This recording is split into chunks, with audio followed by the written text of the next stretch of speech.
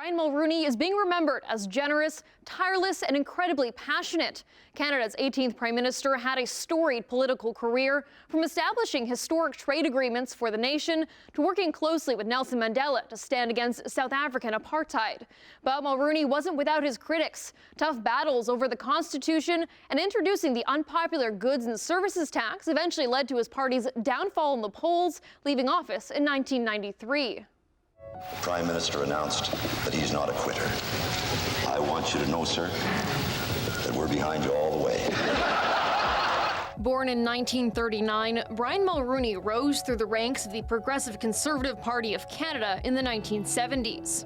He was chosen to be the party's leader in 1983, becoming the official opposition leader, and won the federal election the following year.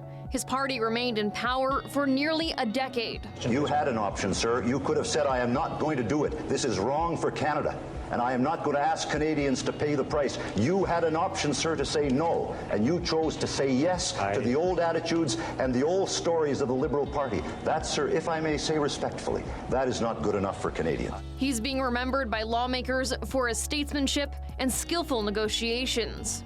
He had the courage to do big things, whether it was negotiating free trade with the United States and then with Mexico, all the while standing up to protect Canada's environment, to push back against the Americans on acid rain. Mulroney and his team successfully negotiated free trade between Canada and the U.S., which later expanded to include Mexico, a political win he'll be remembered for. We have reinforced our links in the largest trading partnership in the history of the world. In January, the President and I signed the free trade agreement, under which both countries stand to gain. He also advised Justin Trudeau's government as the treaty was being renegotiated.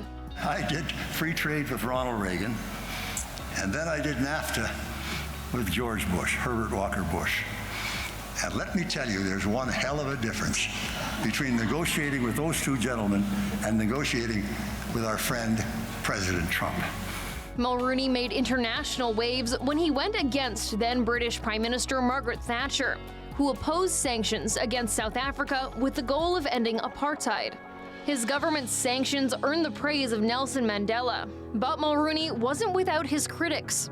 His attempts to amend the Constitution in 1987's Meech-like Accords sowed division between the feds in some provinces, growing the Quebec separatist movement. And his unpopular introduction of the goods and services tax ultimately led to his party's blowout loss in 1993. Many times we did not agree, but in reality, in 3 different referendums, we were on the same side. The former PM's death was announced yesterday in a tweet from his daughter, MPP Carolyn Mulroney. The family said he had been in hospital after a fall at his Palm Beach, Florida home. The House of Commons adjourned today as parliamentarians mourn the death. Trudeau says a state funeral will be a right and fitting tribute for a titan of Canadian politics. He shaped our past, but he shapes our present, and he will impact our future as well. He was an extraordinary statesman, and he will be deeply, deeply missed. For more on the life and legacy of Mulroney, we're joined by Peter MacKay, former leader of the Progressive Conservative Party of Canada and former member of Parliament. Peter, did you have any experience with Mr. Mulroney during your time in politics? Oh, yes, Emily, and even going back well before my time in politics. He and my father were colleagues, and my dad actually stepped down to create an opening for Mr. Mulroney to go into Parliament. So he ran in a by-election in Central Nova, the riding that I ultimately went on to represent, and my dad had represented before me.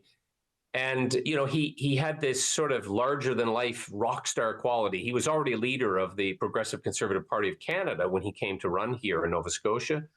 I was just graduating high school. I just got my driver's license, and I drove his wife, Mila, around during the campaign, which was very memorable. And I just remembered his dynamism, his force of personality. He was somebody who really was all in when it came to politics. And he just had this incredible way with people. People were drawn to him. And that, of course, was part of the magic that led him on to become the Prime Minister of Canada and have such a profound impact, really, on the life of the country for almost 10 years. So, in your opinion, what were some of Mulroney's biggest contributions to Canada during his time as Prime Minister? Well, clearly, free trade is probably at the top of the list. He negotiated what was then a very contentious agreement that led Canada and then ultimately Mexico into the North American Free Trade Agreement. And it's gone through different iterations and new negotiations as recently as a few years ago. But that took a lot of political capital. Many people, including the Liberal Party of the day, were opposed to this. And I dare say it had an enormous positive economic impact on the country. Similarly, there were initiatives such as the Acid Rain Treaty. He was well ahead of his time as an environmentalist, later deemed Canada's greenest prime minister. He had a big international following and was able to lead world leaders like Margaret Thatcher and Ronald Reagan to the conclusion that apartheid should be opposed and really led to the rise of Nelson Mandela as the leader of South Africa. In fact, the first phone call that he made when he left prison was to Brian Mulroney. And the first visit that he made as president was to Canada. And so Mr. Mulroney really exhibited the qualities of leadership, showed great vision, and also had a generous spirit when it came to helping other people. And I would put myself in that category. I reached out to him. He often would reach out to me. I would consider him to have been a very influential mentor in my life. How do you think the average Canadian will remember Mr. Mulroney? Well, I think his policies certainly have aged well. Even those, as I mentioned, like free trade, but even the GST, it put the country on a stable footing. And, he was a conservative, first and foremost. And so his ideas reflected the people of his era. He won 2 massive majorities, one of them the largest in Canadian history. He, loved his country. He was very patriotic, put the country first. And so I think, what I hope is that Canadians will see him as a great Canadian, as an inspirational leader, and as somebody who gave greatly of himself for the betterment of the country. It is certainly a loss that will be felt coast to coast. Thank you so much for joining us on Trending Now, Peter. Of course. Thank you.